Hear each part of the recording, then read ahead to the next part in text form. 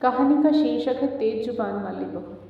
अविनाश जैसे ही कमरे में आया, निशा दूसरी ओर मुंह फेरकर लेट गई। अविनाश समझ गया कि निशा अभी भी नाराज है। अविनाश बिस्तर पर लेटते हुए निशा से बोला, निशा, तुम भी कहाँ जरा सी बात लेकर बैठ गई हो। कम से कम तुम तो समझो। यदि मैं उस समय तुम्हें कुछ न कहता तो लोग मुझे जोरू का गुलाम समझने लगते। आखिर मुझे भी तो अपने परिवार के सामने अपना सम्मान बनाए रखना है। अविनाश निशा को अपनी बात समझाते हुए बोला। अविनाश की बात पर निशा ने पलटकर अविनाश की ओर हैरानी से देखा और बिस्तर पर बैठते हुए अविनाश से बोली, ये कैसा सम्मान है अविनाश, जो मेरा अपमान करने पर मिलता है? और मेरे सम्मान की जिम्मेदारी किसकी है फिर? कितनी छोटी और घटिया सोच है तुम्हारी। अपने सम्मान के लिए मेरा अपमान कर रहे हो। यार, तुम औरतें भी ना राई का पहाड़ बनाती हो। ऐसा क्या कह दिया मैंने? सिर्फ इतना ही तो कहा था कि बिना मेरी इजाज़त घर के बाहर कदम नहीं रखोगे। पति होने के नाते क्या मैं तुमसे इतना भी नहीं कह सकता? अविनाश निशा के सामने अपनी बात को सही ठहराते हुए बोला, अच्छा, सिर्फ इतना ही कहा था? निशा ने प्रश्नवाचक दृष्टि से अविनाश की ओर देखा, मगर निशा को जवाब देने के बजाय वो दूसरी तरफ मुंह करके सो गया। इस बार अविनाश निशा को जवाब देने के मूड में नहीं था, क्योंकि वह जानता था कि गलती उसकी स्वयं की है। लेकिन निशा, उसकी तो आंखों से नींद कोसों दूर थी। कितनी बुरी तरह से लताड़ा था आज अविनाश ने उसे, जैसे उसका कोई अस्तित्व ही नहीं हो। अपनी माँ, बड़े भाई और छोटी बहन के सामने अपनी टशन दिखाने के लिए किस तरह से उससे बात कर रहा था। एक पल भी नहीं लगाया अविनाश ने यह कहने में कि अगर बाहर कदम भी रखा तो तुम्हारी टांगें तोड़कर रख दूंगा। भला कोई ऐसे भी अपनी पत्नी से बात करता है क्या? निशा की अब समझ में आ रहा था कि इस घर में उसकी जेठानी मालती हमेशा ही क्यों दबी दबी सी रहती है। बात सिर्फ इतनी सी थी कि शाम को जेठानी मालती और निशा रसोई घर में काम कर रही थी। उस समय मालती की 3 साल की बेटी रिया बाहर बरामदे में खेल रही थी। सासू माँ भी वहीं बैठकर अपनी आस पड़ोस की महिला मंडली के साथ पंचायत कर रही थी। अचानक खेलते खेलते रिया बरामदे में बनी हुई सीढ़ियों पर से नीचे गिर गई। हालांकि सीढ़ी 2 ही थी, लेकिन नीचे रखे गमले से उसका सिर टकरा गया और उसके सिर पर चोट लग गई। इस कारण रिया जोर जोर से रोने लगी। लेकिन सासू माँ से ये भी नहीं हुआ कि जाकर उस बच्ची को उठा तो ले। जब तक मालती दौड़कर बाहर आई तो देखा कि रिया के सिर से खून बहने लगा।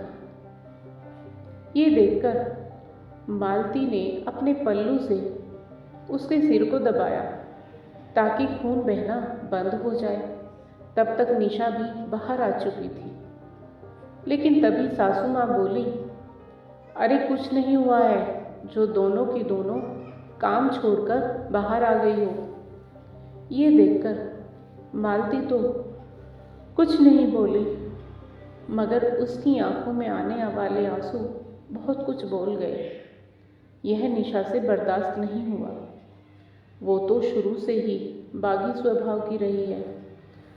सासू माँ की बात पर निशा बोली, अम्मा जी, रिया को कितनी चोट लगी है, देखिए तो, खून भी बह रहा है।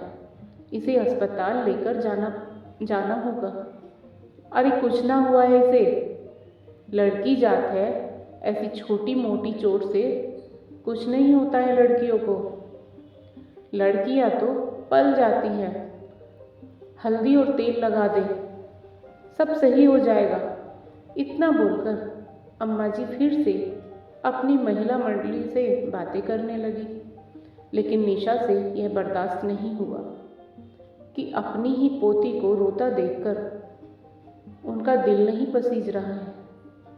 कैसी दादी है, जबकि उसका खून तो रुकने का नाम ही नहीं ले रहा है। और ये तो सिर की चोट अलग है। वह आनन फानन में अंदर कमरे में गई, अपनी अलमारी से अपना पर्स निकाला और बाहर आकर मालती की गोद से रिया को ले लिया और पैदल ही नुक्कड़ की तरफ चल दी। नुक्कड़ पर पहुंचकर वहां से ऑटो कर लिया। रिया को अस्पताल लेकर गई और उसकी मरहम पट्टी करवाई। लेकिन इधर सासू माँ गुस्से में भर चुकी थी। उन्हें बिल्कुल अच्छा नहीं लगा कि उनकी सखियों के सामने उनकी बहू ने उनकी बात काट दी और अपनी मनमानी करती हुई घर के बाहर निकल गई। तब तक निशा रिया का इलाज करवाकर वापस आई। तब तक अविनाश और उसके बड़े भैया अनिल घर पर आ चुके थे और सासू माँ ने उन्हें हर बात नमक मिर्च लगाकर मसालेदार बनाकर परोसी थी। जैसे ही निशा रिया को लेकर घर में घुसी, वैसे ही अविनाश ने उस पर चिल्लाना शुरू कर दिया। तुम्हारी हिम्मत कैसे हुई अम्मा की इजाज़त के बगैर घर के बाहर जाने की? थोड़ा सा इंतज़ार नहीं कर सकती थी क्या, जो अकेली ही घर के बाहर निकल गई? हम दोनों भाई आ ही रहे थे घर पर। उसकी बात सुनकर निशा एक पल के लिए तो हैरान रह गई। तब तक मालती भाभी आकर रिया को निशा की गोद से लेकर अंदर चली गई। फिर निशा अविनाश से बोली, अविनाश, रिया के सिर में चोट लगी थी, वो दर्द के मारे तड़प रही थी। ऐसे में क्या तुम लोगों का इंतजार करती रहती मैं? कितना खून तो बह चुका था बच्ची का। तभी सासू माँ गुस्से में बोली, अरे तो थोड़ी देर में कुछ ना होता उसे, जो मेरे मना करने के बावजूद घर के बाहर निकल गई। इतनी औरतों के सामने बेइज्जती कर दी मेरी। क्या सोच रही होगी वो सब कि मेरी बहू तो मेरी सुनती ही नहीं है। माँ जी, कैसी बात कर रही हैं आप? आपको लोगों के सामने अपनी इज्जत की पड़ी है।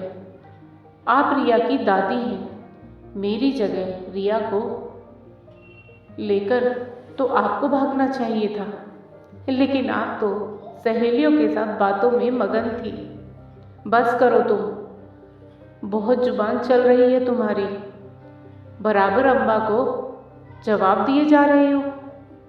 खबरदार, जो मेरी इजाज़त के बगैर घर के बाहर कदम रखा तो टांगे तोड़ के रख दूंगा तुम्हारी। औकात में रहना। अचानक अविनाश जोर से चिल्लाया। निशा हक्की बक्की सी अविनाश की ओर देखती रह गई। अविनाश का यह रूप तो शादी के 3 महीने में कभी उसने नहीं देखा था। मानती थी कि ये परिवार रूढ़िवादी है। सासू माँ को पोती पसंद नहीं थी, क्योंकि वो घर में पहला बच्चा पोता ही चाहती थी। इसलिए कभी रिया से उनका खास लगाव नहीं रहा। पर इस तरह की भाषा भी परिवार के लोग बोलते हैं, उसे यकीन नहीं हो रहा था। अब खड़ी खड़ी देख क्या रही हो? जाओ अंदर, अविनाश दोबारा से चिल्लाकर बोला। निशा को कुछ सूझा नहीं तो वो चुपचाप अंदर आ गई। सासू माँ ने इसे अपनी जीत समझी और तन कर सोफे पर जाकर बैठ गई। अब निशा ने इस बारे में अविनाश से कमरे में बात की तो अविनाश का जवाब सुनकर वो हैरान रह गई। मतलब उसका अपमान करके अविनाश को घर में बड़ा सम्मान मिल रहा था। खैर, सोचते सोचते काफ़ी देर बाद निशा की नींद लग गई। अब रात भर ढंग से सोई नहीं तो सुबह कहाँ से जल्दी उठ पाती। सुबह उठने में उसे देर हो गई। बस इसी बात को सासू माँ ने पकड़ लिया और ज़ोर ज़ोर से चिल्लाने लगी। उनकी आवाज़ सुनकर अविनाश हड़बड़ाकर उठा। निशा को पास में सोता देखकर उसे झकझोर कर उठा दिया। अरे जल्दी उठो, अभी तक सो रही हो। निशा हड़बड़ाकर उठी और फटाफट कमरे के बाहर निकली। उसे देखते ही सासू माँ बोली, देखा कैसे जानबूझकर आज महारानी उठी ही नहीं। घर में तो नौकर चाकर लगे हैं ना, जो आकर घर का काम कर जाएंगे। भला ये बहुओं के ससुराल में रहने के लक्षण हैं? निशा को गुस्सा तो आ रहा था पर जवाब न देकर वो रसोई में जाने लगी।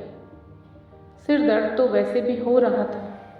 सोचा पहले चाय बनाकर पी ले। तभी अविनाश भी बाहर निकलकर आ गया। उसे देखकर सासू माँ ने अपनी आवाज़ ऊंची करते हुए कहा, देख ले अविनाश, तेरे बीवी के लक्षण। यहाँ सास कुछ बोले जा रही है। यह नहीं हुआ कि मेरी बात का जवाब दे सके, बस मुंह उठाकर सीधे रसोई की तरफ चली गई। अरे मुझसे बात नहीं करना चाहती तो साफ साफ कह दे।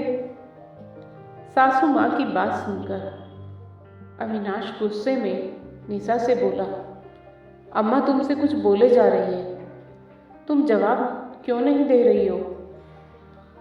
अम्मा को जवाब दे दोगी तो घिस नहीं जाओगे।